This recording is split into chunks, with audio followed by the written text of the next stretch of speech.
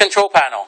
It shows you how many amperage you're using here, and shows you the kilometers per hour and the distance that you've gone. It also shows you the battery power, which is fully full right now.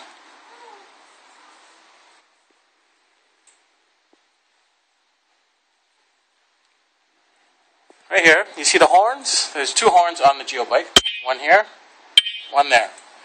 And then there's the signal switch right here. Right there.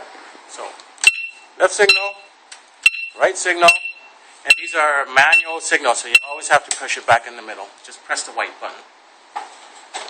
Here's the high beams, low beams. These are your lights. Right now it's off. Center channel only, and the front.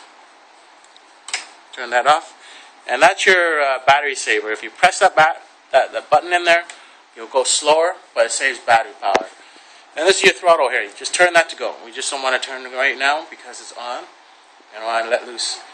And it also comes with the front brakes right here and the back brakes.